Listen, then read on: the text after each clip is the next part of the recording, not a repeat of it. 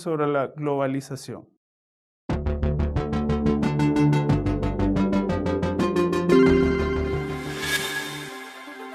The world is becoming more and more interconnected. Never before in human history has there existed such an intense relationship between international trade, communication, and politics. The term globalization is all around us, sometimes as an opportunity, sometimes as a new challenge. But what exactly does globalization mean, and what are its ramifications? Even though the term globalization is frequently used, it is not easy to define. One thing is clear: in today's world, economic, environmental, social, and political issues and problems are no longer limited to the national level because the world has become so interdependent. Reasonable governance can only be realized within broader groups of stakeholders. For example, state confederations such as the European Union, regional economic organizations like the OECD, or the whole world. Today, modern communication technology and mass media like radio, TV, phones, or internet are global standard.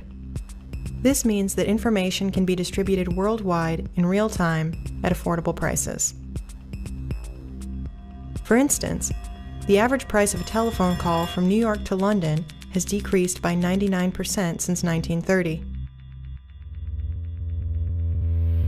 International TV broadcasters deliver information, opinions, and cultural products to the most remote areas.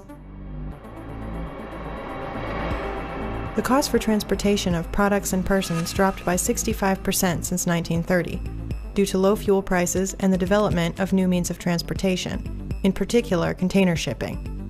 Air freight costs have dropped even more, 88%. The freight charges for a ton of coffee delivered from Asia to Europe only accounts for 1% of its price.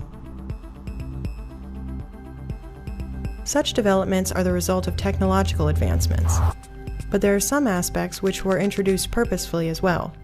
Since the 1980s, the richer, more industrialized countries worked toward removing trade barriers, such as tariffs, import quotas, and bans worldwide. Thus, new technologies, decreasing transportation costs, and the liberalization of international trade has made it possible and profitable for major companies to produce and sell worldwide. Let's take a glance at the three main areas of globalization. The economic sphere is of particular importance.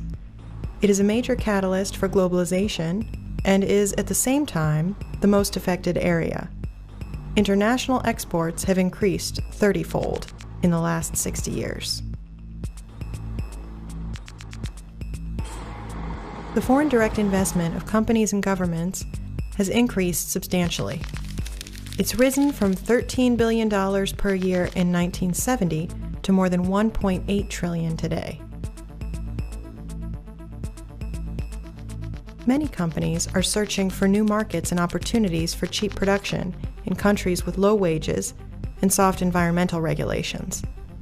The number of such multinational corporations rose from 7,000 to 65,000 since the 1990s. Similar to the world economy, international politics is also more interdependent today. Most important policy issues, like climate change, the financial crisis, or terrorism, do not care about borders. Such problems cannot be solved by a single state alone.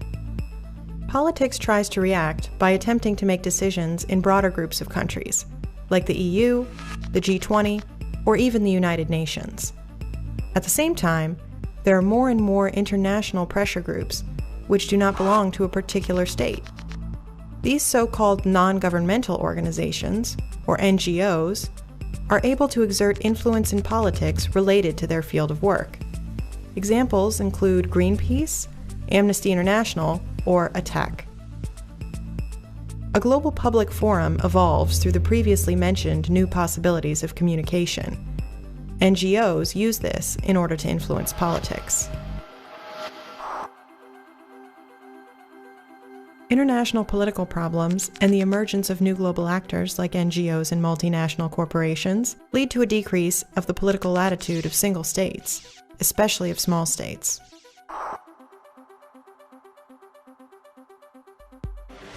The influence of globalization can be observed in our culture as well. One aspect is often referred to as McWorld. The term describes how Western culture, especially popular culture, becomes dominant and destroys cultural diversity. The global distribution of Western music, news, products, and even the English language promotes this effect. To counter globalization, we can also see backlash. For example, people are increasingly returning to local and regional cultural customs. Globalization is a very complex development. Some countries benefit more, others benefit less. Newly industrialized countries like Taiwan and South Korea, as well as the rapidly developing India, Brazil, and China, gain considerable advantage from their integration into the world economy. They can build up their factories with foreign direct investment and infrastructure and sell their products internationally. Due to the low wages in these countries, these products are very competitive on the world market.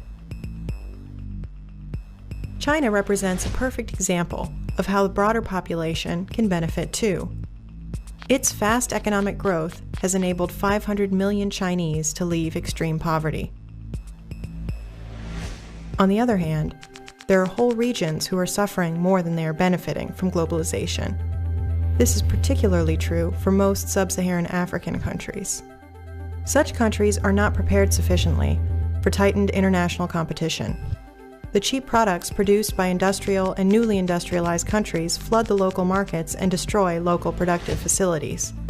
Moreover, these countries are not attractive for foreign investors. Thus, they cannot walk the same road as the newly industrialized countries.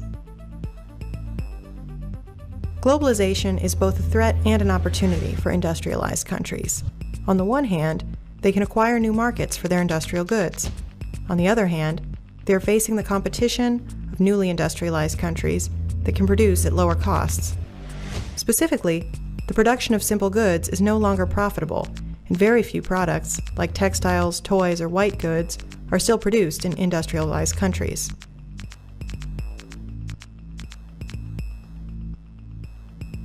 It becomes clear that globalization takes place at many areas, such as politics, culture, and the economy. Declining costs of transport and communication and the global liberalization of markets have fueled this trend. While some countries benefit from globalization, it has exacerbated the problems of others. Thus, globalization presents both new opportunities and new challenges.